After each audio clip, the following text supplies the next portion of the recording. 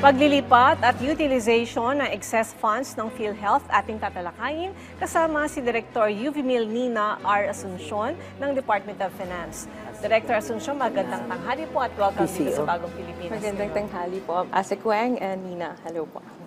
So una po sa lahat, pakipaliwanag po sa ating mga kababayan ang dahilan ng paglilipat ng excess funds ng PhilHealth Insurance Corporation o PhilHealth sa National Treasury at gaano po kalaking tulong ito sa iba pang health programs and development ng pamahalaan.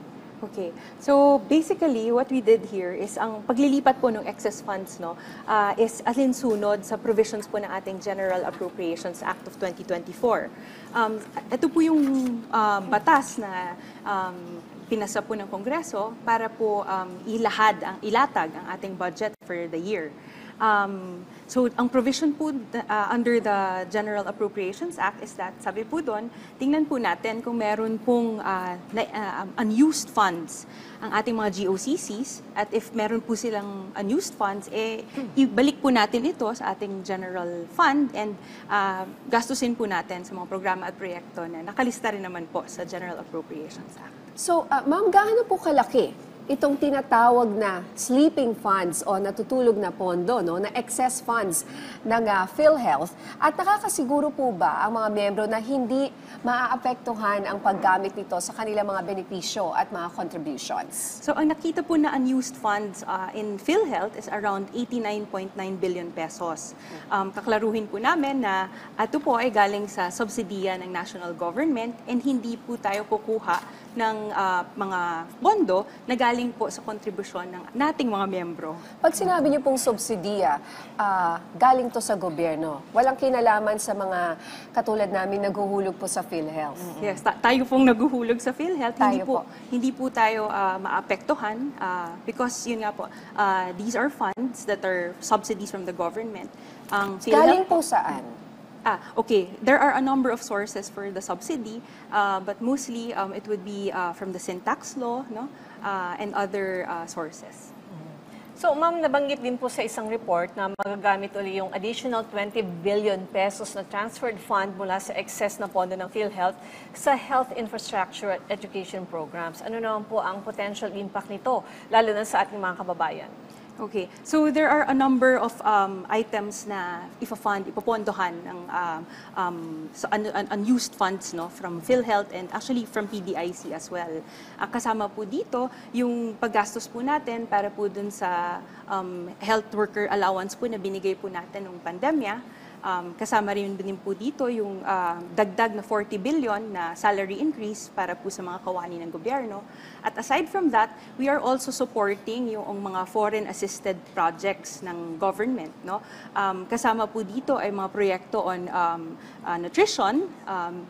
Tinatry po nating labanan ng malnutrition, lalo po sa ating mga probinsya. Meron din po tayong programa on technical and vocational skills development. Sa agrikultura, meron din tayong Philippine Rural Development Program. Isa ito sa mga programa na sinusuportahan natin. And with that program, we plan on increasing yung income ng ating mga farmers by 30%. So pagtulong sa infrastruktura, pagbibigay ng malinis na tubig sa ating rural areas. So maraming palang mapupuntahan. Marami po. On infrastructure as well, lalo flood control, ito malaking issue right now because tag-ulan. So meron tayong flood control projects in Metro Manila. And aside from that, yung mga river basins natin up north sa Luzon and then sa Mindanao as well. So para po mas maunawaan ng ating mga kababayan, pakipaliwanag po na ito nga 89.9 billion na sleeping funds na ibabalik sa DOF. Ano po yan, hindi agad-agad na buo na ibibigay. Opo. So in tranches sa magkano po yung sure na nakuha nyo na po ngayon or na-remit na? Okay, so per clarification with our office, we have already received an additional 10 billion. It was remitted to us yesterday. So a total of 30 billion has been remitted to the Bureau of the Treasury. So hindi yung buong 80. Paano po? Bakit po ganun? Of course, we have to see how PhilHealth manages their financials. So they ask po na tranches po ibigay ang mag-remit ang pagre-remit ng pondo sa Is BTR. there a chance po na hindi nila i-remit lahat o baka makailanganin ng PhilHealth for other things? At this point in time, I think we are on track. Susundin po nila yung provisions din po ng General Appropriations Act kasi ito po ay standing law. Sa tranching po, no, I think next month po meron na naman po silang i-remit and then sa susunod po na buwan after that. I think the only way that this can be stopped is, alam niyo naman po may kaso po sa Korte Suprema, no? Kung mag-i-issue po sila ng TRO, that's the time. Of course, we have to heed that TRO. I see. Okay. So ma'am, ngayong taon, gaano naman po kalaki yung magiging pondo ng PhilHealth at sapat po ba ito para sa mga naging dagdag na benepisyo at coverage para sa mga members nito? Okay. So, even if we take po, no, even if kunin po natin yung 89.9 billion, meron pa pong matitira na 550 billion pesos sa pondo ng PhilHealth. So, enough po ito para sagutin ang pag-increase po ng benefits sa ating mga membro, direct and indirect. And of course, kasama, ano po to, 2 to 3 years na funds kaya po nilang sagutin. Nakakalula yung amount no? Pero yung po kasi- 550 billion, ano? Yes. So, ang tanong ko, kasi syempre naguhulog tayo, bakit tinaasan yung contribution ng mga PhilHealth members? Sabi nga ng mga tao, bakit kailangan nyo pang taasan? Ang dami, sobra-sobra pala yung pondo ng PhilHealth. Kung pwede, wag naman. Yes po. So at the I think the early part of the year, naglabas po ng rules po ang PhilHealth na tataasan po nila ang premium payments natin. Of course, the hope is that hindi sila nagtaas, pero po yun po yung provision under their UHC law. So, nakasulat po doon na every year, every so often, meron pong number of years, dapat po mag-adjust po sila ng kanilang premiums. Pero yun, nakakabayad naman doon sa mga hospitals kasi di ba nagkaroon ng problema yung ibang ospital na sinasabi na ang tagal nilang makasingil. Would you know kung namamonitor nyo po na kasi ang laki ng excess funds Kung dito sa excess funds na to is nabawas na yung mga utang sa mga ospital. Nag-hearing po kami sa Senado a few weeks ago, and then ang commitment po ng PhilHealth is that they will be able to answer for all the claims, no? Whether this be from the hospitals or from the doctors, kasi kasama din po ang mga doctors na binabayaran nila. Okay. Pwede pong malaman, ma'am, kung ano yung mga key factors kung bakit ganitong kalaki pala ang pondo ng PhilHealth na, can you imagine, sobra-sobra? Opo. At kayang-kaya nilang bayaran yung mga, di ba, nagtaas na, di ba, yung mga benefit package natin, like breast cancer, tumaas, pati mga dialysis, plus yung mga iba pa. Yung claims. Yes, answering the claims, yes. So, basically, ang nakita namin sa datos, no, sa financial statements ng PhilHealth, nakita natin tumaas yung kita nila nung pandemic. The explanation given to us was that during the pandemic, hindi sila gumagastos masyado. Because it was the national government na nagpopondo dun sa vaccines po natin, sa mga PPEs, no, sa mga hospital. So it was the national government paying for the pandemic response nung time na yun. So, curious lang ako, given that amount, yung excess funds, possible po ba na at least mataasan yung porsyento na sasagutin ng PhilHealth doon sa bayarin ng pasyente?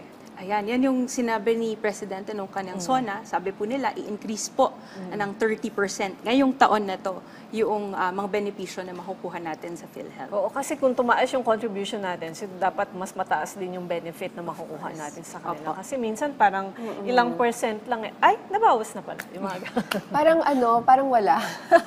Kaya minsan, sana nga, that's our dream, na tumaas pa, no, yung mga PhilHealth packages po natin. At masama pati yung mga, yung preventive medicine aspect. Yes, Diba? yes. Yung mga check-up na yan. Kasi kailangan ma-hospital ka muna or kailangan mo muna ma-confine Bago before you can makapag-claim get sa it. PhilHealth. Yes, I think that is one of the mga sinasabi po ng aming secretary, no, Secretary Recto, na sana po palawakin or expand ang benefits.